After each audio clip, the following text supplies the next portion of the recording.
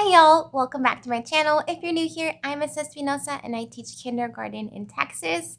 I know that it's been a couple of months since I have vlogged, so I hope that you guys enjoyed that footage this morning, getting ready with me. That's typically my morning routine. I always make coffee at home and I'm pretty consistent about making breakfast at home too. But yeah, that was my morning. It's actually after school right now, and I'm just gonna catch y'all up on some updates. Like I have my whole little updates written down. So I know I've been very inconsistent in posting videos for y'all, but I appreciate all of y'all that wait patiently for my videos. And over the break, over Christmas break, I did kind of brainstorm like a bunch of video ideas. So I do have a lot of videos now that will be like on a specific topic. So I posted one that's, about classroom management. I posted another one that's like phonological awareness. And then the last one was about phonics, but specifically like phonemes and graphemes and like what I learned with the science of reading. So I'm thinking I will probably do like one or two vlogs a month, and then like the other videos will be focused on a specific topic. So if you have a topic request, definitely let me know in the comments whatever you want to see from me. I renewed my teaching license for the first time. So yeah, this February of this year was when my teaching license expired. So I just had to go online to TEA and renew it, and it actually was not expensive. So I renewed like my early childhood through sixth grade license and the ESL license, and it was like $25 for both of them, or under 25. So that was just very surprising. It was not a difficult process. But yeah, that was like the first time that I had to renew my teaching license. Something else that's been recent was just that I'm like officially done with formal observations. So I met with my appraiser, who is the administrator that comes to observe me, and yeah, we talked about my observations. Everything went well. It's done. I am glad that it's done. And overall, like January and February has been very draining and frustrating, because I know that we have to do all of this testing, but it's just so frustrating because then I lose all of my small group time, like doing all of that testing. So then I don't get to teach my kids like new center activities. They've kind of been doing the same thing, and I'll show you when I finish babbling. I will show y'all what they are working on. But I do just want to address y'all that it's been draining, really draining some of these days. And I have a total of like 7 just brand new newcomers. Last time that I checked in with y'all in December, like that last day of before we went on that break, like I got a new baby, and then I was at 25. And then in January, I got 2 more kids. And then last week I got another kid. So I'm at 27 students on my roster. So let me explain. One of the students that I received in January is an unidentified special ed student. So this student came in, like the student has mobility issues. So they came in not even in a wheelchair, like in a stroller, y'all. And mom says that like the child doesn't speak, like very poor fine motor skills, and the principal is aware of it. And so like that child was literally with me for like 10 minutes, but like our principal is just very understanding, and she knows like I already have my handful with the rest of my kids. So the student has been in the special ed class that the student will end up in. So I have 27 students on my roster, but 26 in the classroom. That student has been going just to the special ed classroom. So something that I've mentioned in previous vlogs is that my school is located in an immigrant community. It is the elementary school that I grew up in, and man, has it changed. Like there's just like, it's so multicultural. Before, I've definitely felt like when I was here, I felt like I was like in my little Hispanic bubble. Maybe because like I grew up in bilingual classes, I don't know. But I mean, now that I'm teaching here and I see just in like having to teach ESL students, and I just see, and I mean, obviously, like I love it. I love how diverse and like multicultural my classroom is, all of the languages they speak. But yeah, we have been getting, my school in particular has been getting a lot of Afghan refugees. Obviously, like, I welcome them with open arms and I want them to be happy, and they are happy, they're progressing. But it's still really hard because it totally throws off like my classroom environment, trying to get them adjusted to following the routine. And then, like, I don't know, the boys in particular, like, boys are just crazy. Their energy is wild. So, like, to bring it down and to, like, get them to understand, like, no, you cannot do this. Like, stop putting your hands on people. It's been hard. So, last week was, like, the first week that I had the full 26 kids. And I'm not gonna lie, y'all, like, I went home. I didn't think I was gonna cry. I don't think I'm going to, but, like, last week was so rough. So, like, last Tuesday in particular, like, I was just so frustrated and, like, done. Like, I still went to the gym after school, but, like, once I got home, like, I just hugged Alex. Like, I just hugged him and I started crying. And, like, I didn't even have to say anything to him. I was like, today was rough.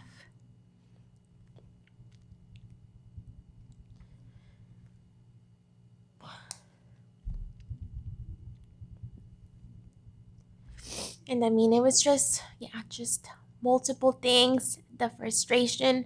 Like, there's just days where just all of the different elements of frustration builds up. And yeah, like, I just had to have my meltdown.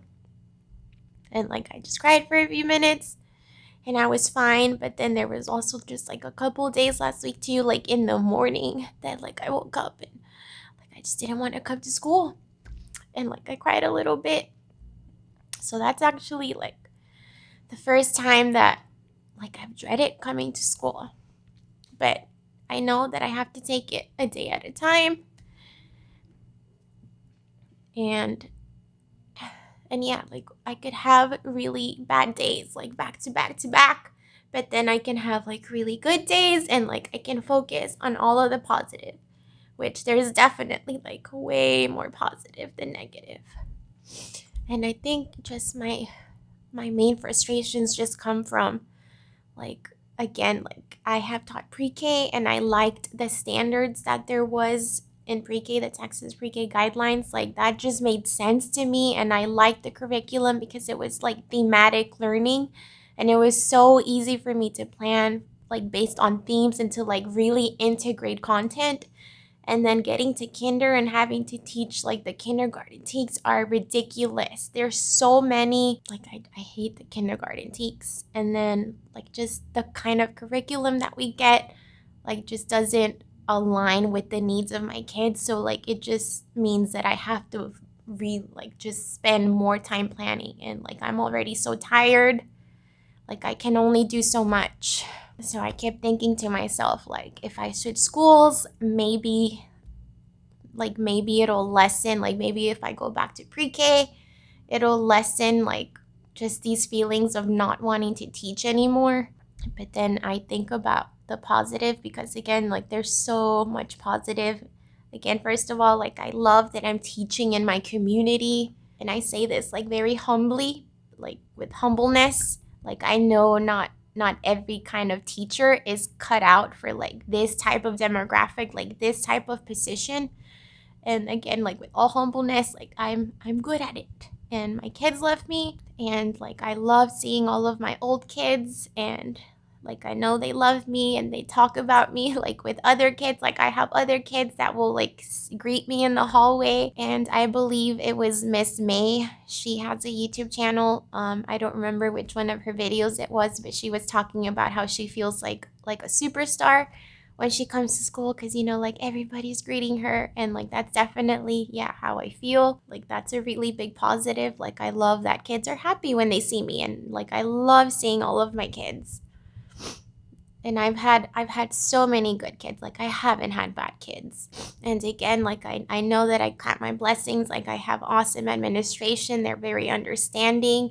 My teammates, I mean, especially, like, Miss Mo, just love her to death. She's so freaking awesome. And Miss Gonzalez too. Like, they are my work wifeys. I mean, this is where we spend the majority of our day We know each other's struggles. We try to help each other as much as we can. So like I got that idea out of my head of switching schools. But I moved in a different direction thought-wise, I guess. And like again, like I am still just feeling drained, and like the frustration of like the planning just never stops, never stops. And like when I was in pre-K, like I finished 3 years here, and then I thought I was gonna go into my 4th year of pre-K, and then boom, kindergarten. But I felt like I had such a good routine. And so like anytime that you start over in a grade or even in a new school, like it's just like starting all over again. And like I almost have my groove teaching like this curriculum. Like again, I've had to make it my own, but I almost have it down. So like I don't want to restart that. And yeah, just so much time goes into planning for like my kind of like this kind of population of kids that I have. That and like trying to figure out this classroom layout too, because my other classroom used to be much bigger. But I like the layout that I've created here, the environment that I've created. Miss Mo is at 27 kids. So like our principal knows that this is crazy. We thought the cap was at 25, but no, we can still keep getting kids. So our principal does want to hire another kindergarten ESL teacher. I don't know when that will be. It still needs to get approved. So like I'm honestly just praying that it happens, because if we can get just one more teacher, that'll really shrink down our class size. And I mean, last year was my favorite just because like the number one thing was because I just had 18 kids. It was 14 in person, 4 online. Like that was the best group I had, and academically they were the best group I had too. So I'm just praying that we get another teacher. Like that'll be just amazing. But yeah, I'm gonna hang in there. So where I'm at right now is like I honestly like I just want to teach one more school year, and then I want to leave the classroom, I think. Teachers Pay Teachers, I think like is such an incredible platform. Like teachers have such good ideas because teachers know what we need.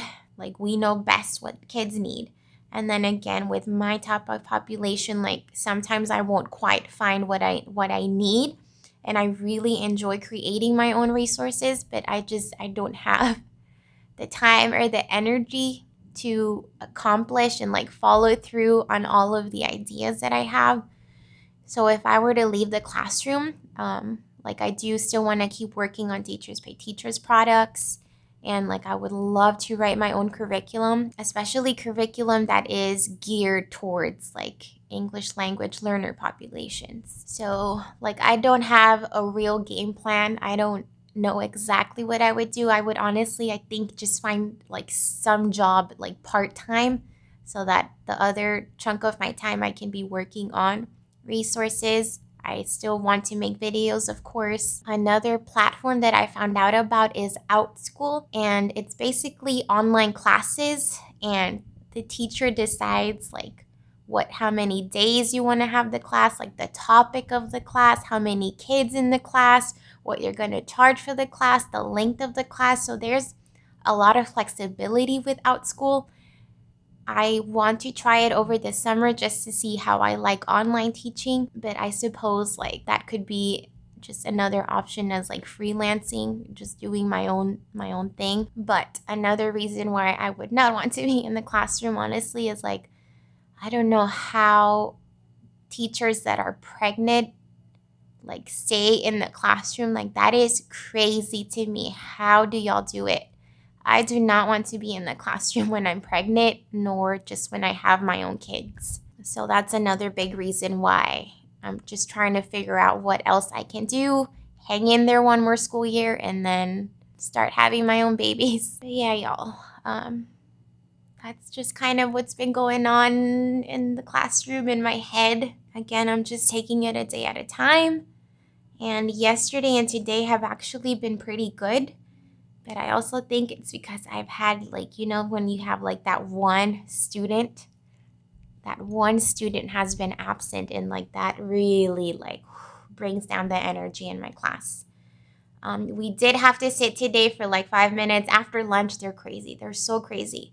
And it's like we come back from lunch and then we have like 10 minutes. They use the restroom and then we go to recess. But like they are just wild when they come back from lunch. So like we sat down for 5 minutes and I have a timer that I pull up. So they know when I pull up that timer, that means like no talking. I'm not happy. Let's sit down, calm down. So I did have to pull it out for 5 minutes today before we went to recess, but that's it. They were actually pretty good the rest of the day. They did really good in centers yesterday and today, but I think that's like all of the updates I want to share. I think just one more is that our school district is having basically like extra enrichment days, or they have been having extra enrichment days during the holiday breaks. So I think there was like a couple days during Christmas break where teachers, whoever wants to, is totally optional. If you chose to participate, you pick like 10 of your students, at least 10 students, to come for those extra enrichment days. And so I'm going to participate in that during spring break. So our spring break starts on Monday, March 14th. So it's about a month away. And I already know what students I'm going to invite. And I've already started inviting. And yeah, it'll be nice because honestly, y'all, we get double pay per hour. So that was a big motivator. Secondly, that yeah, I can pick whatever kids to come. And I am gonna invite like all of my brand new like newcomers and then a few others. So it'll just be like a small class size. And then it'll just be from 8 to 2. I'm going to do it and it'll be that Monday, Tuesday, Wednesday, and then I'll still have Thursday and Friday off. And it's not like I'm not going to do anything during spring break. So it's just a little extra money. And yeah, so this week is the last week that like we need to wrap up testing. This week, almost done. We did start learning about digraphs, which I really enjoy teaching about digraphs. I always teach SH first because I feel like we hear the sh sound in so many words. And it's always really cool too to hear the kids' responses when they brainstorm. So we watch Scratch Garden videos. Y'all, if y'all haven't watched the Scratch Garden videos for your to teach digraphs, highly recommend them. They're like 3 to 4 minutes long and they're hilarious. They're so fun. So the kids, like it explains what the digraph is, the sound, and then it asks the kids, okay, can you come up? It sets like a little timer and it says like, can you come up with words that have sh at the beginning of the word? And we just shout like whatever words that start with the sh. And then what words have sh at the end of the word? We brainstorm. So after we watch the video, they take turns and they tell me words and I write them down. And like actually, I want to brag on a couple of students. Like out of all of my brand new newcomers, I do have 2 that make me really happy, y'all, because they work so hard. Like they really, really try. And they pay attention to the videos. So like they'll tell me the words they hear in the videos, which is fine. Like I love how enthusiastic they are. Yesterday we started WH, which it's a digraph, but it really just is w. One of the words in the video is wheel. So again, like my kids are slowly acquiring vocabulary, but this student didn't remember the word, which was wheel, so he just went. So it was like charades. I was like, wheel? And he was like, yeah, wheel. Oh, but I digress. So back to the SH digraph. One year, I had a little girl tell me sugar for SH, and it blew my mind because we know that we don't spell sugar with SH, but it has the sound. So it blew my mind. And then when we were learning about SH a few weeks ago, one girl told me question. I was like, girl, you are right. So even though those words are not spelled with SH, like when I write them down, I'll spell them with SH because we hear that sound. And it's just more complicated to explain to them, like, no, we hear that sound, but no, you don't write it. So yeah, that surprised me. Question, and I feel like there was one more word that surprised me, but I can't remember. I know I have to focus on all of the positive, all of the growth that the kids are doing. If y'all are still watching, I appreciate y'all. I think I'm just gonna show y'all like what our centers are looking like right now and then wrap it up. So if y'all watch my December vlogs, I have not cleaned these tubs out. These were sensory bins. Y'all can see these little bugs crawling around. Y'all, I need to throw these beans away and put my little polar animals back. But I did finally make my own Play-Doh. And this Tupperware is actually Tupperware that I already had at home. I bought it like years ago and I was like, I'm gonna put my snacks in there. And it's just been sitting there. So I made my own Play-Doh, and I will link the video in the description because I actually just followed a recipe on YouTube that was really easy. I do really like this Tupperware because it has the latch, so they're not struggling to close it and open it. So yeah, I mean, if you want to invest in these, I highly recommend it. I'm pretty sure I got them from Marshall's. But yeah, so Play-Doh is done. They've been working on CVC words, so I believe this is from the Printable Princess. And if you guys make your own resources on Teachers Pay Teachers, I highly recommend that you put your little brand name on your stuff, just so that if somebody walks in or just if somebody wants to know where the resource is from, like they can easily see it. But yeah, they read it, trace it, and make it. So the letters are in here. These are my Lakeshore Magnetic letters. If y'all have been following me from the beginning of the school year, y'all saw that I printed these simple cards, and then the kids have, they use lacing letters to find the card, and I think I picked out 3 for each. So this is the set of letters that they're learning. This is for like my brand new babies. Everybody else is working on CVC words. And then one of the new resources that I made are these beginning sound cards, and I'm gonna brag on myself because I love how these turned out. And again, look at that, y'all. I put my name on my cards, so they have to tell me what the beginning sound is, and they have to write the word. The student has to write down the beginning sound, and then the rest of the word tell me how many syllables. So as you can see, this student still needs practice because Queen does not have 3 syllables. And the thing I like about my cards is that I have 4 for each sound. So I don't know about y'all, but a lot of the times when I find free resources, or even if I pay for them, I don't like that it'll just have like a set of A through Z, and so it'll just be like 1 card for each sound, or even 2. So I picked out, I have so much clip art now. I made 4 cards for each letter sound, so I love it. And then I also got these little mesh bags from Amazon, but I don't like that the bags have been getting stuck. So if I close the bag all the way, it keeps getting stuck here. So I'm thinking I'm gonna put a binder clip so that the kids don't close it all the way, because it's the only thing that I don't like. They keep getting stuck, so it's difficult for them to open it.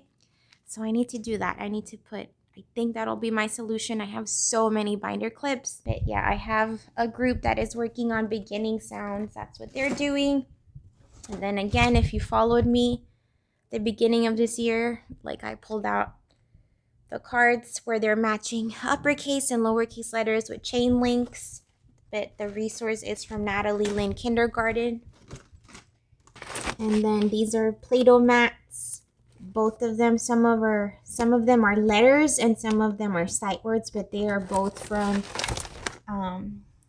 Jennifer Hier. I will link them in the description. And then we have been reading traditional tales. So this week is the 3 Little Pigs. I printed out this vocabulary. I printed it out purposely like way smaller so that it would fit. So when the kids go to the writing centers, they have basically a word bank. They do not have to bother me. They did so well. I don't remember if this is a free resource, but I'll find it and link it in the description. And then for math, I need to teach them how to do new centers. For math, this is one of the Play-Doh centers, which is numbers, and this is Jennifer Hier too. But I think this was free. This might have been free. And then I pulled out these cards for one-to-one correspondence. And these are really cool because they're basically differentiated already. Some of them have the fingers, the hands, so they need to count the hands and then put that number of chain links here. Some of them have the actual number, and some of them have 10 frames.